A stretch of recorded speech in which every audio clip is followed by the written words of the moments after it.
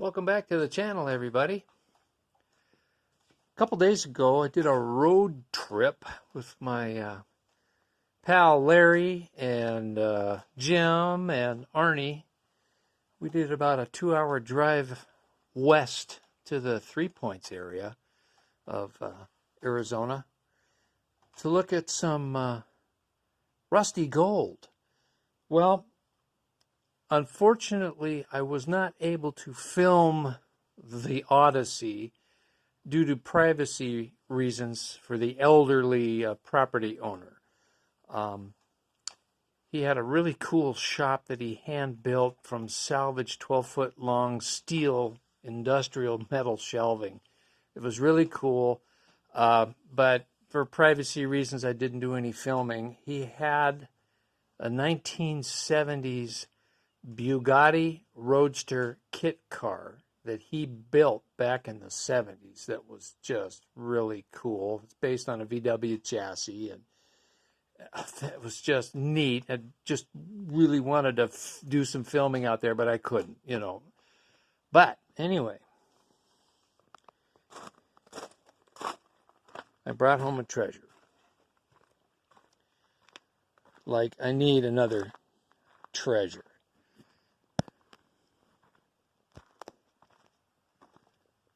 There we go. A Gibson Model A, complete with the original Wisconsin AEH engine. So I'll do a walk around, and that's also the Model A I've had for several years now. It has the newer AENL engine on it. The original AEH engine died years ago, previous owner, and so they put the AENL engine on it. Same horsepower and everything, but if you look at that engine, it looks like it tilts to the right, and the old AEH looks like it tilts to the left. Same horsepower, same bore and stroke, same carburetors and all of that, just newer design. Anyway, so I got this little gem at a very good price. And I'll give you a little background. I'm a Gibson guy. I grew up with a Gibson. My dad bought a Gibson Model D, which is the next size larger than the Model A, when I was a little kid back in the early 60s. And basically the only difference between the Model A and the Model D is the Model D had 7x24 rear tires. The Model A had 716s. The Model D also had a little bit of update on the blade arrangement, but all still tiller steering.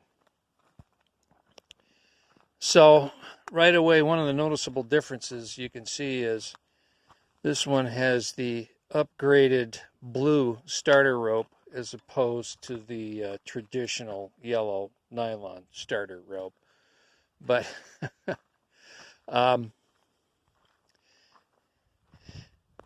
this has the Borg-Warner T96 3-speed transmission.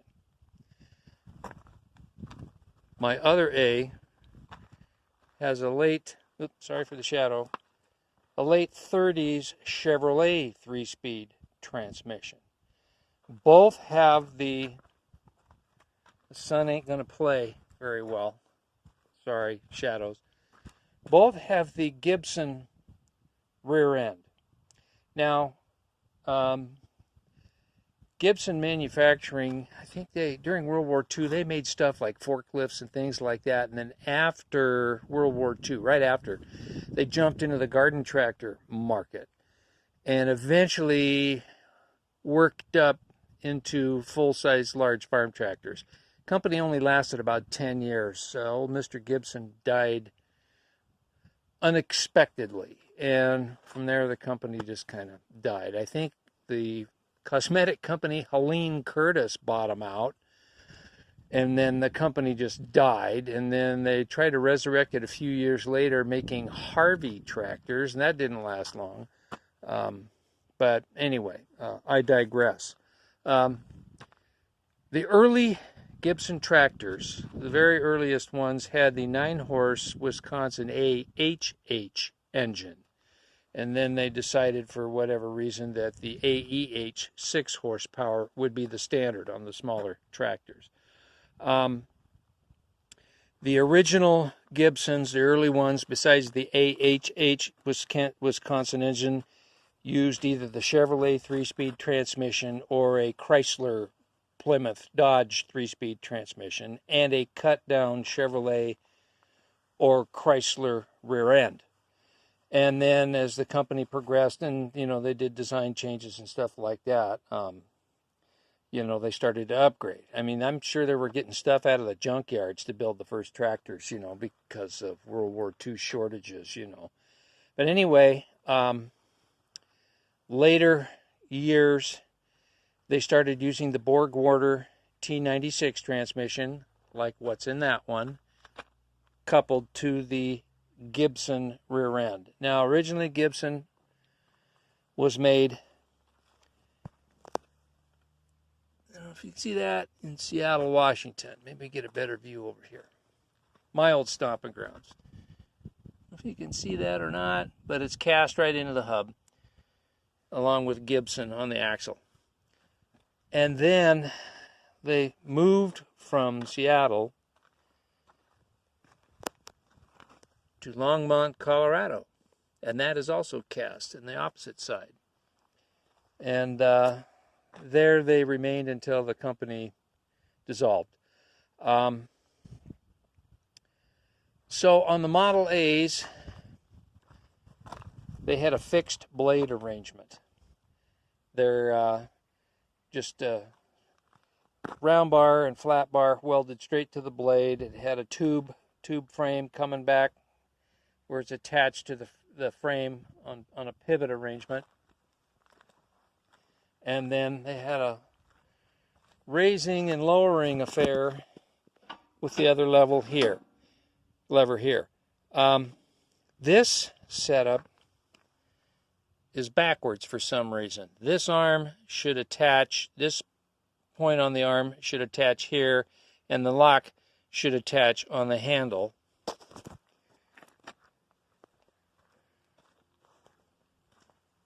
Like this one is. So, of course, after 70 years, people cobbling on these things, who knows? If it was a design change by Gibson or if it's just something somebody did. Gibson uses a unique clutch arrangement. The initial power is transferred from the engine via belt to this larger pulley right here, which again transfers power to a chain sprocket down to a sprocket mounted on the input shaft of the transmission. And then from there, there's really no drive shaft. It's just a short shaft with a couple of U-joint yokes right into the differential. So on these old Gibsons, you gotta push in the clutch to release the tension, wait for everything to quit spinning, and then you change gears. And yeah, that's always fun. And you got too much of a load when the belt starts slipping. But the smaller size Gibsons all used lever steering. Up to, I believe, the D2 model. You had the Model A, and then you had the Model D. Then you had the Model D2, which used a 2-cylinder Wisconsin engine. And then the Super D2, which then I believe went to a steering wheel instead of the lever steering. And then, D2, Super D2, then they had a Model E, a Model H, and a Model I. Those are the large farm tractor styles. Those are quite rare. You don't see too many of those, and highly collectible. There's a gazillion of these little Model A's and D's running around. You get into the larger models, not so much. So they are highly collectible. This one has a diamond plate footrest. This one just has a flat plate footrest, and I believe that's factory. I think this one's a remake. It could be factory, but it could be a farmer remake. The one my dad had, the Model D that my dad bought in the early 60s, it had a expanded metal footrest. Again, we don't know if that was factory or farmer fab. But and the Model D that my dad had still running. It was one I couldn't move down here when we first came down here, so my nephew has it now, and he was thrilled to get it because it was Grandpa's tractor, and he spent time on it as a kid. So, yeah, it's got a very simple drawbar arrangement. It's like a cam over lock. It cams over and locks in place. The Model D's had a ratchet affair.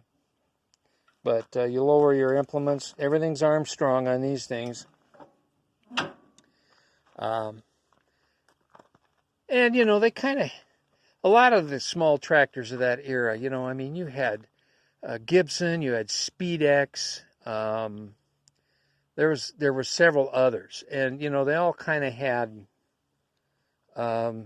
maybe not the best reputation. You know, everybody said, oh, it's the quality's no good. They're junk. You know, they were thrown together. Well, you could argue that, but I mean, I'm looking at stuff here that's 70 years old that's still running and still working. I use that one all the time. So, you know, my argument is, hey, they were built for the homeowners with small places to maintain. So, yeah, they weren't built with the highest quality stuff, but I mean, here we are 70-some years later, and these things are still out here. So, yeah, that's the way my argument will go. Both use a spring-style pan seat. You don't want to go too fast in third gear with that because there ain't no shocks. There ain't no springs other than the spring on the seat. Unless you got strong kidneys and an empty bladder, I mean, I wouldn't be going too fast. Funny story. When I was about 10 years old, I was driving my dad's Model D, and I was cooking along on a back dirt road on the back of Dad's property, and whistling along and just minding my own business, you know, and I had the thing cranked wide open and cooking along in third gear, and all of a sudden my right front tire either hit a root or a rock,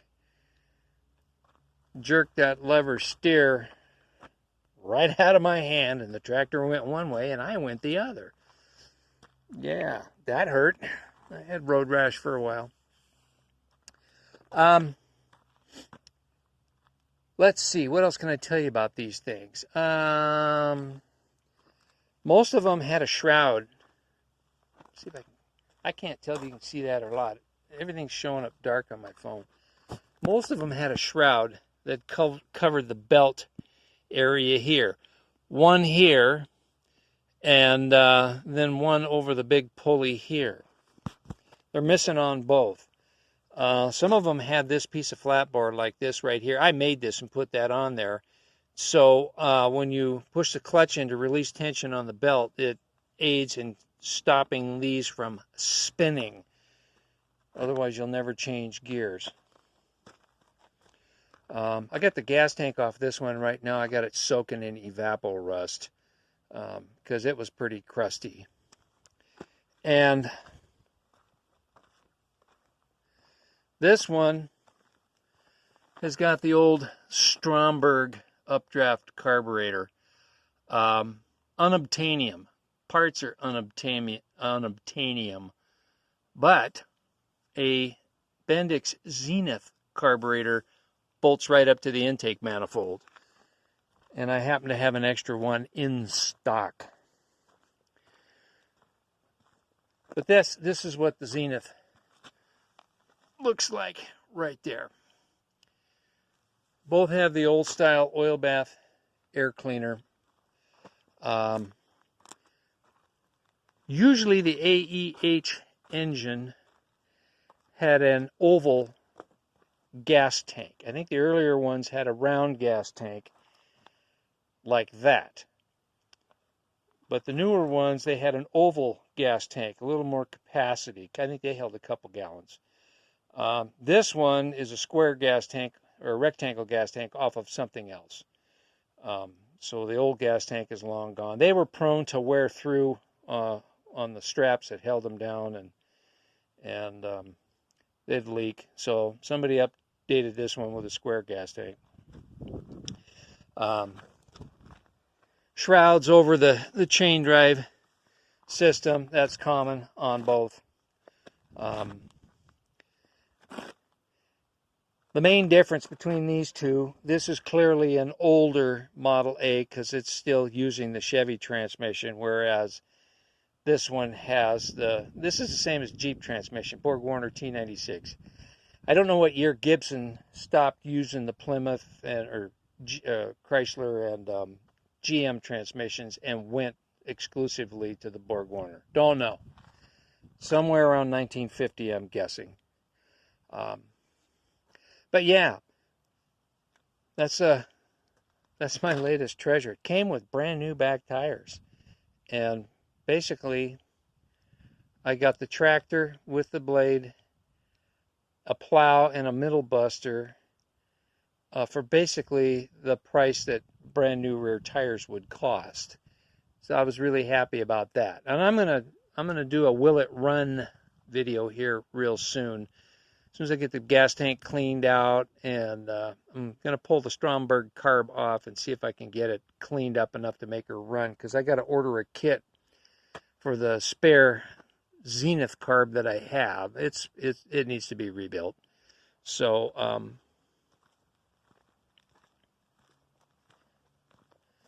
these are the two attachments that came with it, and believe it or not, these attachments bring big money too. That's a newer Gibson plow. It's just flat plate. They torched out the beam and mounted the mold board and the share on it. The older Gibson plows were cast with the Gibson name cast, embossed right into the beam of the plow. Also, on the early Model A's, the front wheels were not these pressed steel wheels like you see here. They were a cast wheel affair that had the Gibson name embossed, cast right into it. That's on the early Gibson Model A's. You can Google all that stuff, and you can see images online, see what they look like. That's the same wheel you'll see on a Farmall Cub, a Massey Harris Pony, a little Allis Chalmers B. It's a standard stamped wheel you see all the time. Now this little Gibson Model A, this belongs to my buddy Larry, and that's the oval gas tank I was telling you about. That was typically common on the old Gibson. Now this engine Larry bought off of eBay. It is an AEH, but it's got electric start, and it's got a generator and voltage regulator. Didn't see that on the Gibson Model A's and D's. I think maybe the Super D2 had electric start, but don't quote me on that. So this was not, I believe, for a Gibson application, but it mounted right up to Larry's tractor. Now this Model A, this one's intriguing. It has all the features of a Model D, except it doesn't have the 24-inch rear tires. It just has the 16-inch tires. So my guess is this is actually a Model D that somebody put 16-inch tires and wheels on the back. And the reason why I say that is this has the pivot blade on it, which the Model A didn't have. The raising and lowering arms were welded directly to the blade on the Model A. And this has got the Model D setup, and you just pull a center pin, or the pins on the arms on each side, and then it would pivot on the center pin there, So you had an angle blade affair. Also, the raising and lowering assembly has a ratchet lever on it instead of the old just pull it up and lock it in place manually with a slot cut in the bar. Same thing on the back. Nope, I was wrong. This one does not have the ratchet lever on the back. It has the same old camlock style as the Model A. So this could have been a transition model between the Model A and the Model D. It could be a very late Model A, or it could be farmer modified. It's hard to tell with Gibson. The old joke is there's no two Gibsons alike, and that is a true statement. Okay, another reason why I think my latest acquisition is a later Model A is because it has the two-piece hub. Sorry about the shadow, but those are two halves that clamp together to put tension on the axle, and then the wheel just bolts to it. Standard bolt pattern. The older style Gibson Model A's had the single piece hub on them, and just the one slot cut in it, and then you tensioned it up, with just the one bolt to wrap it around the axle, as opposed to the two bolts. And the reason why Gibson went to this newer style hub is the older single style hubs were prone to breakage. Ask me how I know. Another common failure on these Gibsons is that pedal arrangement isn't the best, because if you look closely, you see how the clutch pedal and that brake pedal overlap? Not so bad on this one. These don't overlap, but from the operator's perspective, sitting on the seat, you push that clutch in and you want to apply brakes. There ain't enough room to get both feet over on those pedals, so everybody just used the right-hand brake. So you only had one wheel braking instead of two. Unless you were coming down a long, steep hill and you weren't going to push the clutch in, then you could put both feet on the brake pedals. But a common problem is, since the right brake got used so much,